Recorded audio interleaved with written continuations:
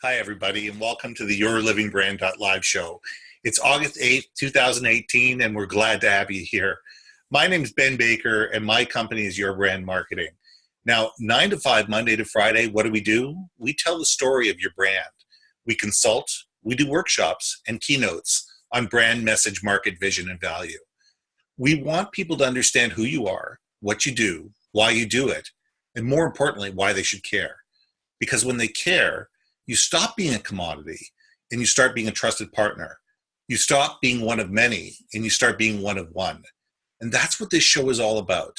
This show is about what makes you unique. As a person or as a company, what differentiates you? What makes you special? What's your story? What do you do that makes people stand up and go, that person is valuable to me? And this week is no different. This week we have Leila Khan coming to you live from Scotland. Now, Leila is an author, she's a speaker, and she's a coach. And I'm going to let her tell her story. So sit back, enjoy the interview, and I'll be back. Thank you very much for being part of the show, and welcome from Scotland. Thank you so much for having me, Ben. It's awesome to be here. Well, you know what? I've been trying to have you on the show for forever now. So, we finally got you on the show. And and we've talked online for so much time. I need to have you here. I need to have you here because you're doing some great things. We need to talk about the Oscars. We need to talk about your book. We need to talk about your coaching and your mentoring and all the things that you do. Because you know what, you're everywhere, and it's a beautiful thing. So for those people who don't know, this show is all about what makes you valuable, what makes you different, what makes you unique. How do you stop being a commodity, and how do you just start being someone that's a trusted partner, somebody people want to work with, and somebody want to engage with? So that way you're not one of three bids. You're the person. When people call you up and say help, instead of just sitting there going, okay, could you just give me another price? And and that's what this is all about. So tell me your story, Leila. Tell me where you came from, where you are, and where you're going. Great questions. Oh, there's a lot there. Where do I even start? Well, you were a girl of 8 years old, and we'll go from there. No. Well, to be honest with you, everything that I do now, so we'll definitely go through my story. So it started off really challenging. So my childhood was marred full of abuse, physical, emotional, sexual abuse. Mm-hmm. And growing up, of course, that was like the most heartbreaking thing ever. Mm-hmm. And I felt very, very different when I was growing up. I didn't look like my cousins. I didn't like the same kind of things that they liked. I was a tomboy, and I still am. The tomboy in a dress now.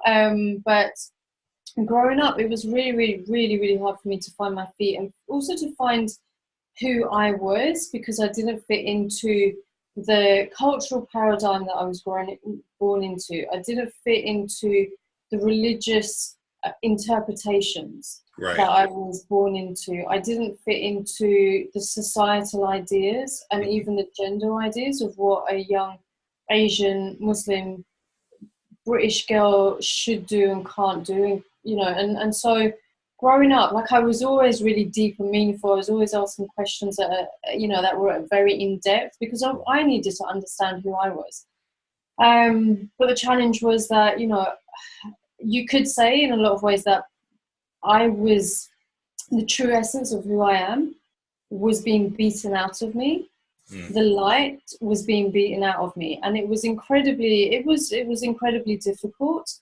Teachers were concerned, family members were really concerned. By the time I got to 12 years old, I could not handle it anymore. I decided that I wanted to end my life, and see, that didn't happen.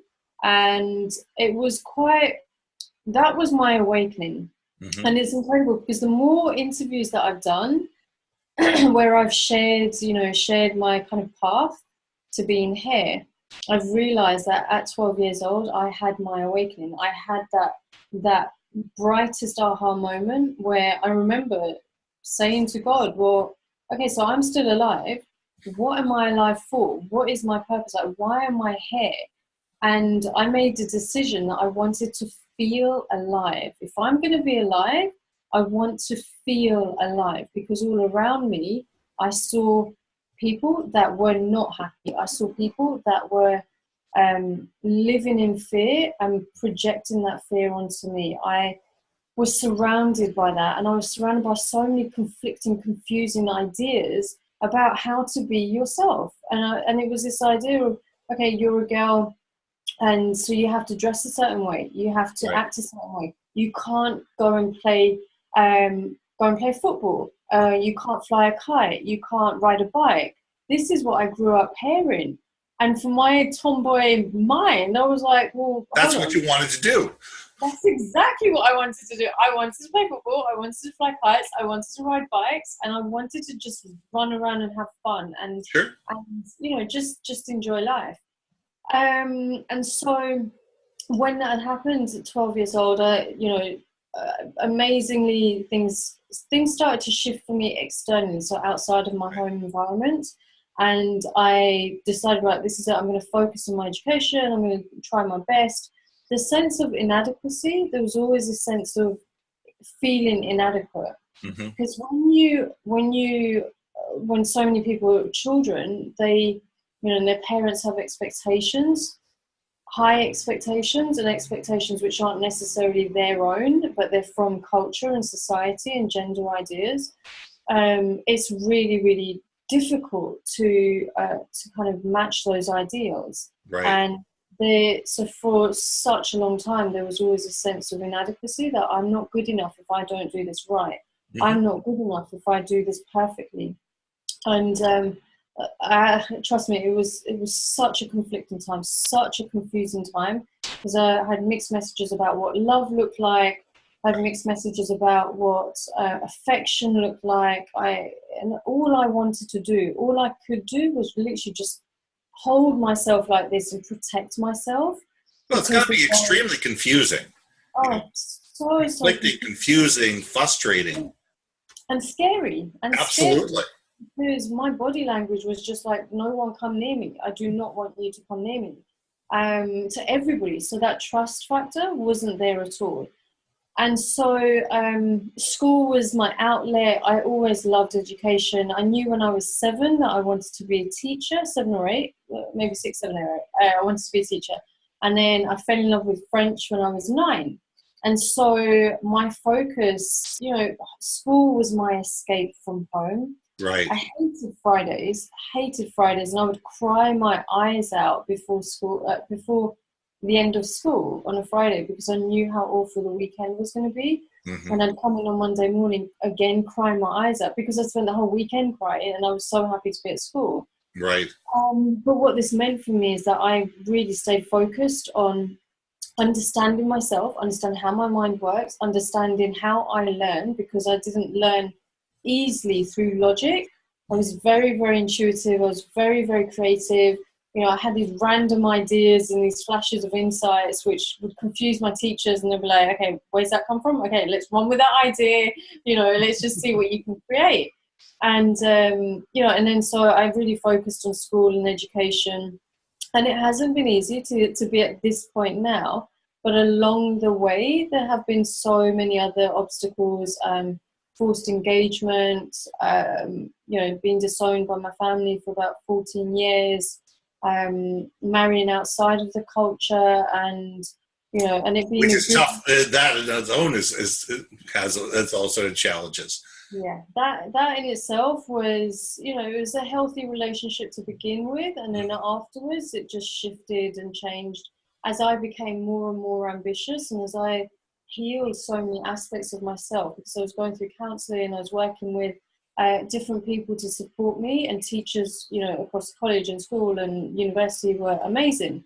So I was on a very different trajectory. I was on the journey of healing from a very, very young age, which meant that I had to put myself first. I had to put my needs first and my well-being, because again, what I was moving away from were manipulative and controlling mindsets. It's amazing, because what I've learned is that negative people don't exist, but actually what exists are people who use language negatively. or use negative language. Okay.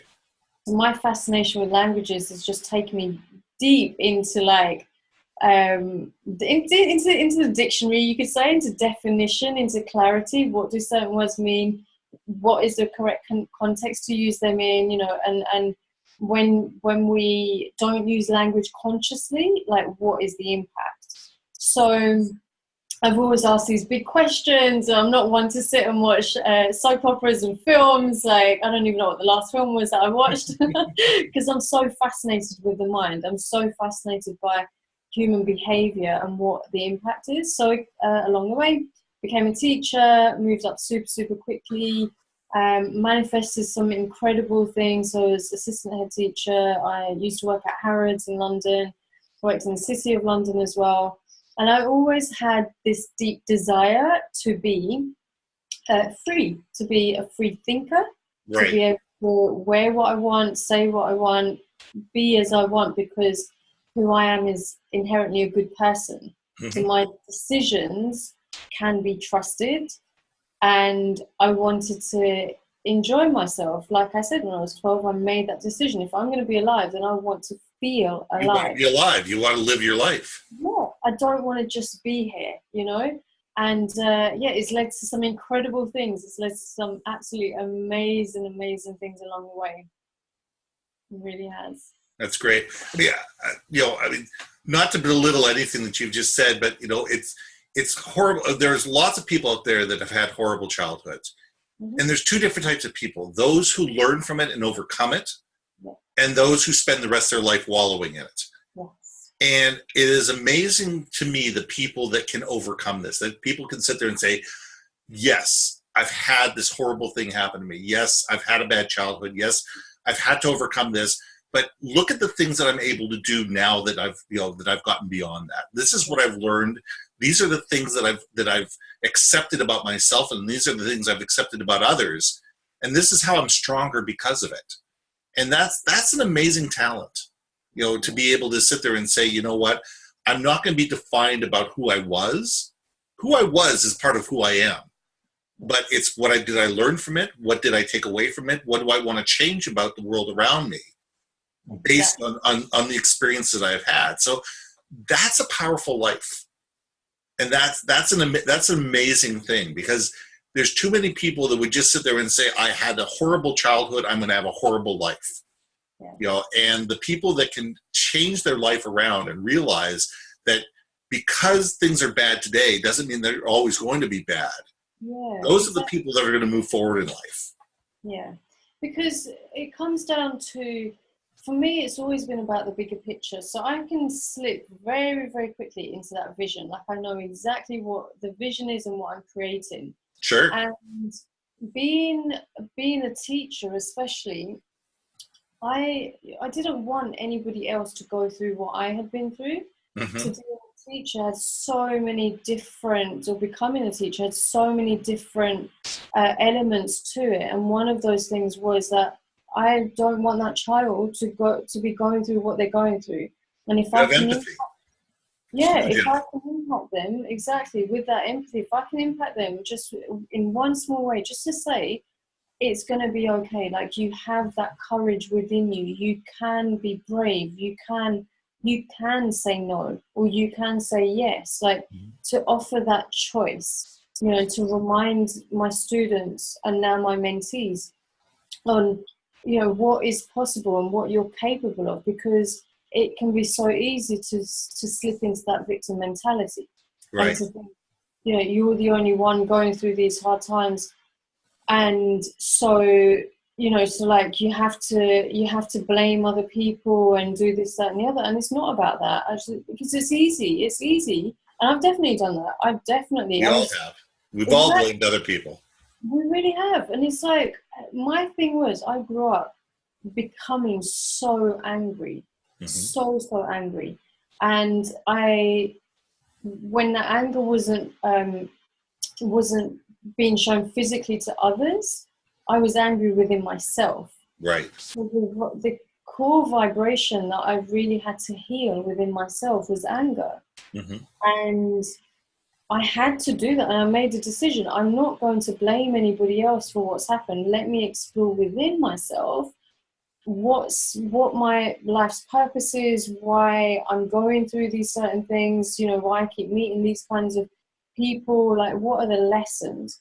Right. Because I don't want to blame others. Where is the compassion within me? Where is the love, the power of love within me that can actually transmute and transform this relationship? Sure. Because I didn't want to repeat the same patterns that I've been going through with my future children. Mm-hmm. You know, I didn't want to see the children that I was working with going through the same thing over and over again. So it's like a pattern interrupt.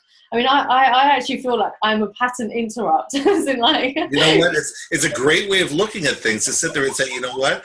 I don't want to happen to others what's happened to me. Yeah, and exactly. I want to give people the skills to learn from my mistakes. Yes. I've been down that deep, dark hole. I found my way out. I understand where the ladder is.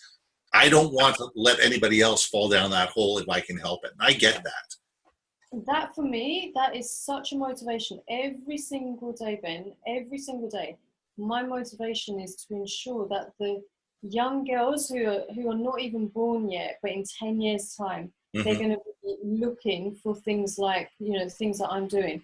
Or the girls that are beside me, the women that are walking beside me, the men in my life who encourage me, who support me, who want me to do really well. They want to see a woman succeeding in her life. They're the ones who, that my motivation is to ensure that what I've been through, I've cleared my karma, I've cleared what the deeper kind of inner wounds and shadows are, and I'm teaching that back to others because they need that guide and that mentor along the way. Otherwise, it's an incredibly lonesome journey. Right. It's incredibly lonely and incredibly lonesome. And it is that future visioning, you know, who's going to read my book in 10 years' time? Who's going to be looking for my YouTube videos?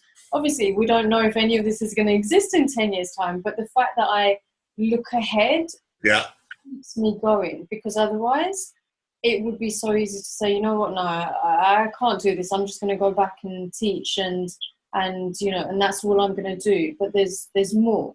And we all have that. We all have that within ourselves. We have that desire for more. Right. Because as a soul, we are here to we're here to expand. We're here for our expansion. Mm-hmm. And in order to have our expansion and that personal growth, we have to go through that contrast. We have to go through those pain points and that suffering and learn from that and transmute it and heal it and move forward with that wisdom. And it sounds really easy. And no, it doesn't sound easy at all. It sounds like it's a journey. Yeah. And it sounds like a journey that takes work each and every day. Yes. And I don't care who you are. You know, it's a journey that you have to be committed to. And it's a journey that you have to realize that it's not going to just all of a sudden be better. It's going to take time, and it's going to take effort, and it's going to take, you know, it's going to take relationship building on a whole bunch of different levels. Yeah, and you build that relationship with yourself, you know. Absolutely. It's about building that resilience and that grit, and really, I call it like teasing out the courage in you, teasing out the faith that you have within yourself. Self-belief is absolutely paramount in a world where it can seem like, you know, things are really hard and there's always somebody judging you and there's always somebody making comments and, you know, somebody who doesn't want to see you succeed or doesn't want to see you happy. In that kind of a world, that's when we have to tap into our own resources, our inner resources of trust and faith and joy and forgiveness, right? You know, because otherwise we would live in an incredibly angry world. Absolutely. And, you know, there are so many divisions in the world that we live in, where, you know, certain factions of the world are promoting division and they're promoting that separation and this kind of hate that person, hate that person, hate that person, hate that person. And that's not who we are inherently as human beings. We're here, we want to love. We want to embrace compassion and empathy and forgiveness. Mm-hmm. So my journey has just taken me kind of, I don't know if it's been full circle, but I'm in that space now where all the work that I do today is about helping as many people in the world, supporting as many people in the world to tap into their inner resources and not get caught up in victim mentality and not to get caught up in the story, because any of us could sit with a story from when we were 5 years old, 8 years old, 15 years old, the first divorce, the biggest argument, the failing business. We could stay stuck in that story. Exactly. But it takes choice and decision making to say, I'm actually going to learn from this. What was the purpose of this? What was the lesson, or what were the lessons in this experience? Mm-hmm. How am I going to forgive the situation? How am I going to move forward? Well, and I think you're doing this, I mean, you talk about you were a teacher. You still are a teacher. Yeah, You're a speaker, you're a coach, and you're an author. Show everybody the book. I love the book title. Oh, yes. So we got here. There we go. So it's 101 ways to overcome life's biggest obstacles. 101 plus. Sorry, ways to, got to get the plus in there. We do. It's looking at the world through a different lens. I haven't read the entire thing yet, but it's a great read in terms of just little things to let you think about, things to help you through your life, and little nuggets to be able to push you forward. And that's what you seem to be about. You seem to be helping people push forward, push beyond the obstacle, and move them to a period where they can heal themselves. And that's a great thing. So, let me ask you, I mean, we've gone through an incredible journey, and this is an amazing thing, but I want to ask you one last question, because the time is getting short. Wow, that was quick. I know it goes, we could talk here for an hour, but when you get off the stage or you finish a coaching session or you're talking to people, what's the one thing you want to leave with them about you? When you're not in the room, what's the one thing you want them to think about you, or the one lesson you want to leave people with when you're not in the room? That is so good. That is such a good question. Oh my gosh. Okay, so I can't pick one. I suppose the one thing would be to remind that person that they are loved. Mm-hmm. Yeah, to remind that person, if I can leave them with that impact, that they are loved, and because they're loved, they can get through any obstacle, then I feel that I've offered value, I've been of value, I've shown up of value. Mm-hmm. The kind of conversations that, the impact and the feedback that I'm getting back from people is just incredible. Very recently, this has happened quite a few times actually, but very recently there was a woman who connected with me, and she said that she's lost her husband recently, 2 young children, loads of things going on kind of for her to be able to move forward, which are really challenging. And she said she just doesn't want to be here anymore. Like the week before, she wanted to end her life. And we connected. I had an interview in America, and she was in that audience, and we connected. And it's just absolutely amazing. The feedback that she sent, because I said to her, one thing for me is just email me every day your gratitude list. Email me every day 5 things that you are grateful for. And she's like, I can't do that. There's nothing that I'm grateful for. That I love my children, but there's nothing for me to kind of live for. And she has been emailing me most days.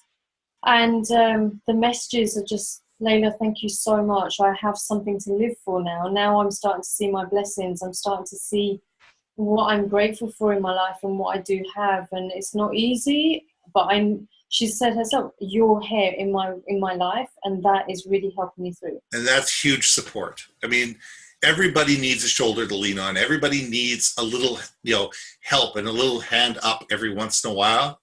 Yeah. And, to be that for people is just an amazing thing. I never expected it. And the other thing that I get, a lot of women have said to me over the years, is that when they face challenges, they'll think about me and they'll say, what would Leila do?